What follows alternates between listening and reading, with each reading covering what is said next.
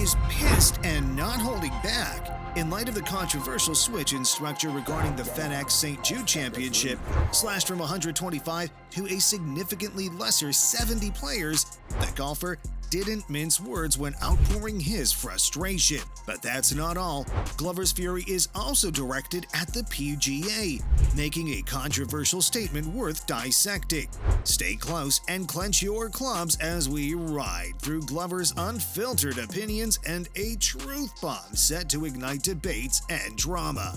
If there's one man who can perfectly articulate the intricacies of the PGA Tour and its affairs, it has to be Lucas Glover. Having stood with the tour for what seems like ages, the veteran golfer has seen many changes and tweaks come and go throughout the years. That being said, how many times has the icon ever slammed the PGA Tour in such a damning, no-holds-barred manner? Yeah, our thoughts exactly. For Lucas Glover to be so pissed off about a decision made by the PGA Tour, you just know it had to be a big one. Passionate followers or not, we're all but certain the tour's decision to cut the field of the St. Jude Championship from 125 to a staggering 70 came as a surprise.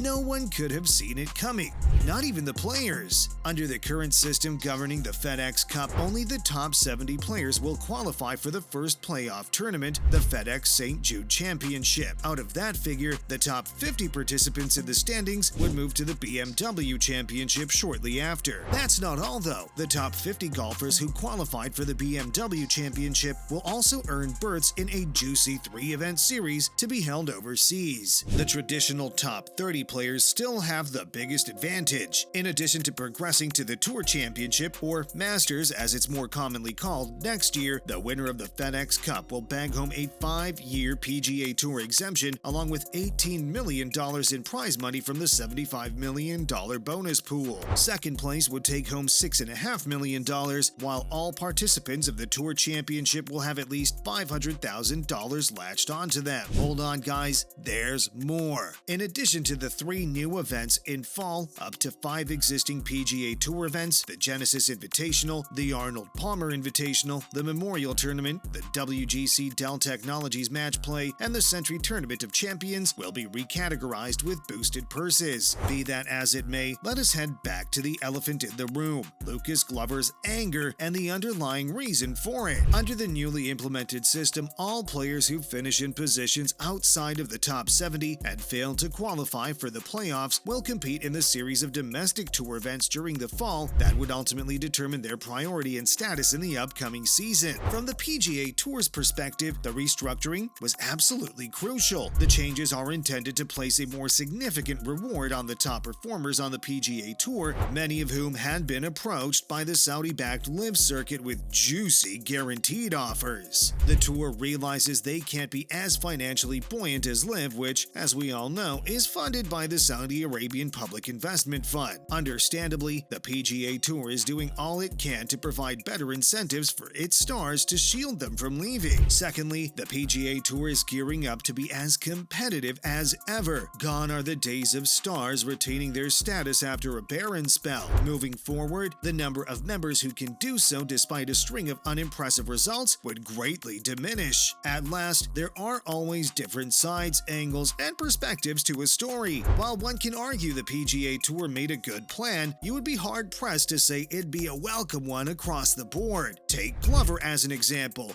He was fuming about it. Speaking at a post-round interview, the 2009 U.S. Open winner questioned the newly implemented field limit of the FedEx St. Jude Championship. Matter of fact, he went as far as to describe the limit of 70 players as being outright silly. He said, "It's very contrived to me, the whole thing. I don't even really understand it. I think it's silly that it's only 70. I think it's silly that we're playing 70 in these elevated events. I think it's silly. I think it's taken a lot of these last few tournaments of the regular season, a lot lot of that drama, and I just think it's silly. Interestingly, his comments come after his statement regarding the Player Advisory Council's influence on the PGA Tour. Far from being satisfied, he criticized the new setup and stated the council was essentially useless, given how the tour still calls all the shots and makes decisions without considering feedback or dialogue from the council. He also said that he hasn't bothered to talk to anyone about his concerns. It's a waste of breath, a waste of time. I've been out here long enough to know that it doesn't matter.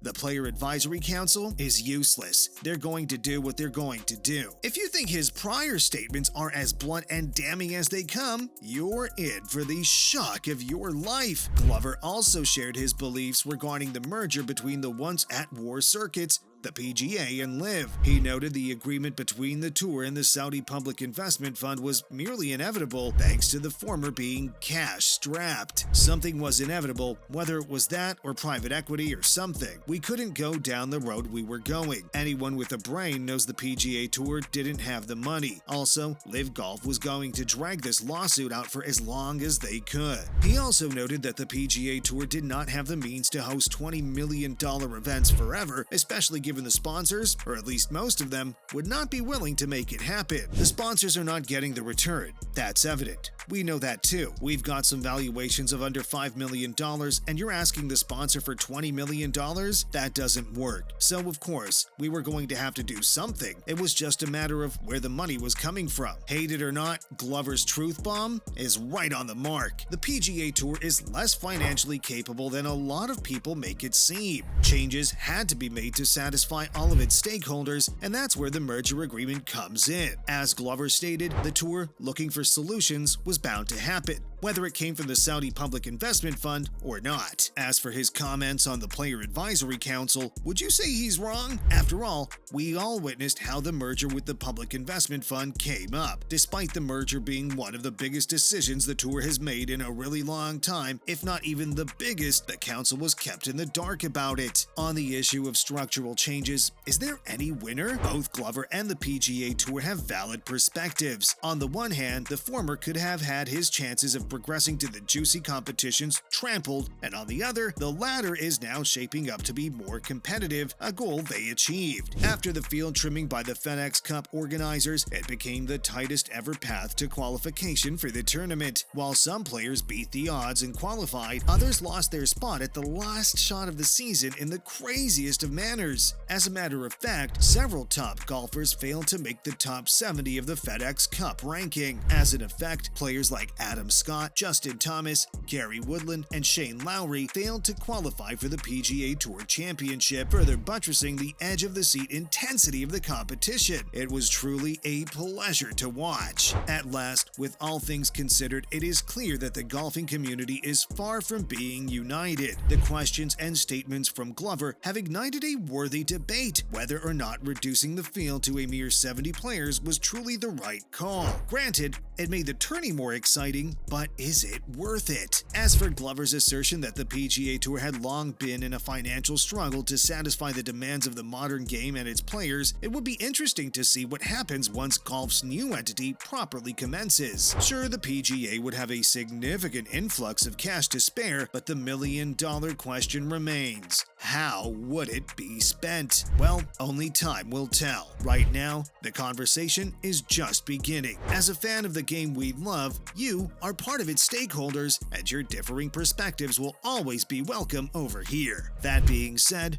what do you think of Glover's truth bomb comments on the PGA? Do you agree with his stunning assessments on the state of things? If the content had you hooked, don't miss the chance to smash that like button, hit the subscribe bell like a champ, and unleash your thoughts in the comments section below.